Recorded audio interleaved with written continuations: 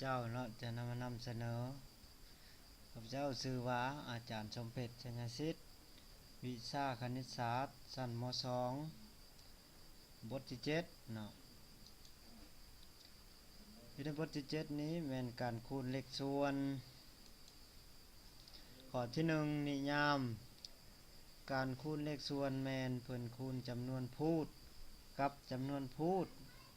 และคูณพูดกับพูดแล้วคัดจ้อน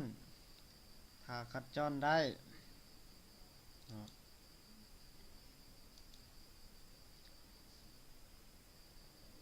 ให้2เลขส่วน a ส่วนให้ b และ c ส่วนให้ d ซึ่ง b ต่าง0และ d ต่าง0หมายความว่า a เนาะแม่นจำนวนพูด b แม่นพูด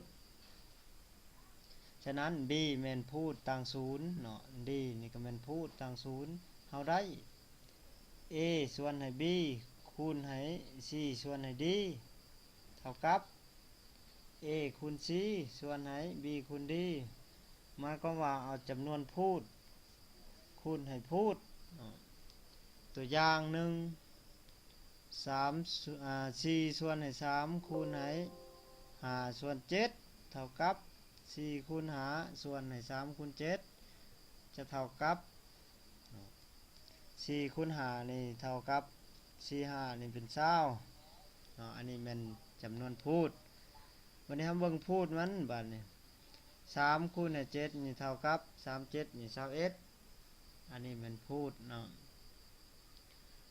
เบิ่งข้อที่2 7ส่วนให้3คูณให้2ส่วนให้7เท่ากับ7คูณให้2ส่วนให้3คูณให้7หมายความว่าอยู่ในจำนวนพูดนี่7นี่มันค่าคือกันกับพูดเนาะฉะนั้นเราจะแซมออกอยู่ในเลข7 2เลข7นี่อยู่ในจำนวนพูดกับพูดของมันจะยังเหลืออยู่เท่ากับอยู่ใน2ส่วนให้3เนาะมาก็ว่าบริคูณคือกันกับอยู่ในข้อที่1วันนี้มาเบิ่งข้อที่3 4ส่วนให้5คูณให้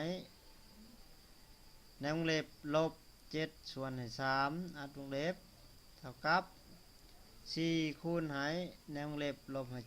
7ส่วนให้5คูณให้3เท่ากับหมายความว่าเอา4นี่คูณกับไป7เนาะในวงเล็บมันจะกลายมาเป็นบวกเท่ากับ28ส่วนให้15เนาะอันนี้มันสำหรับข้อที่3ข้อที่4 8ส่วนให้3คูณให้3ส่วนให้14เท่ากับ8คูณให้3ส่วนให้3คูณให้14เท่ากับ8ส่วน14เนาะบัดนี้เฮามาคัดจ้อนได้อีกว่าอยู่ใน8นี่มีหยังมี2คูณให้4เนาะ4 2นี่เป็น8เนาะบัดนี้อยู่ใน14นี้ถอนออกมาคัดจ้อนออกมาได้2คูณให้7คัดจ้อนเข้าไปอีกยังเหลืออยู่เนาะ7เท่ากับนี่7ส่วนให้4เนาะอันนี้เป็นสำหรับตัวอย่างข้อที่4วันนี้เราเบิ่งข้อที่2จำนวนปีนของจำนวนที่ต่างศูนย์กนิยามมาเบิ่งนิยามมันอยู่ในนิยามนี้2จำนวนจะปีนกันก็ต่อเมื่อผลคูณของพวกมันเท่านึงถ้า a เป็นจำนวนต่างศูนย์1ส่วนให้ a แม่นจำนวนปีนของ a ตัวอย่างเนาะมาเบิ่งตัวอย่างของมัน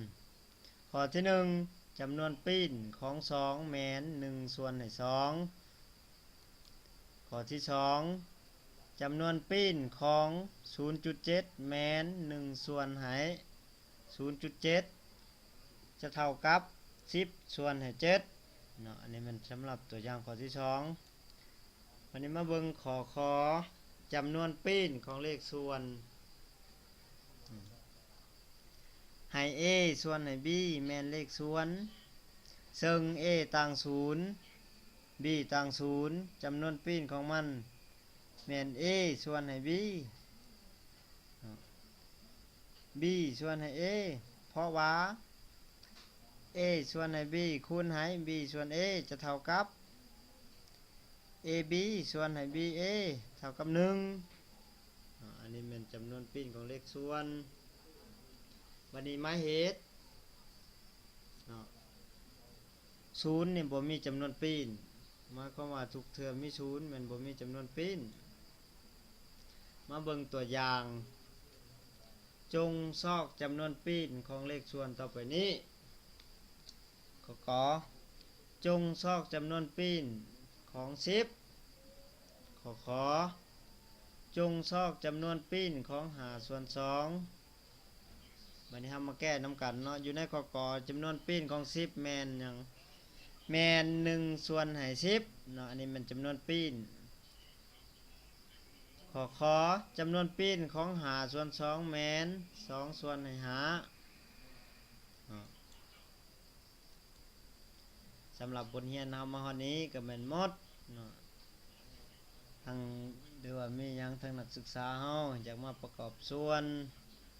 อยู่ในบทเลขของข้าพเจ้านี้เนาะประกอบส่วนได้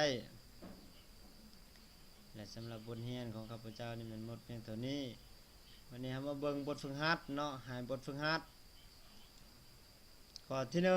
1จงคูณเลขส่วนต่อไปนี้ข้อ2ส่วนให้3คูณให้3ส่วนให้5ขอ5ส่วน3คูณให้3ส่วน5ข้อ2ส่วนให้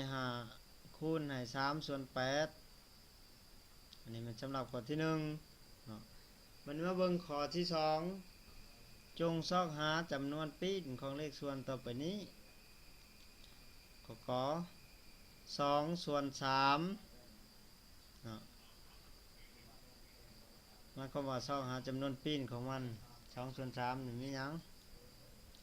มาเบิ่งข้อ3ส่วนให้8ข้อ3ส่วน10อยู่ในบทฝึกหัดของพวกเฮามีอยู่2ข้อใหญ่และ6ข้อน้อยเนาะอันนี้มันสำหรับบทเรียนข้าพเจ้ามาฮอดนี้แม่นหมดมอบเรียกบ้านให้แล้วเนาะมาให้เฮ็ดอยู่บ้านอยู่เฮือนและท้ายชุดนี้ขออาศัยให้พรครูอาจารย์ท่านจงมีประสบผลสำเร็จเนาะขอขอบใจ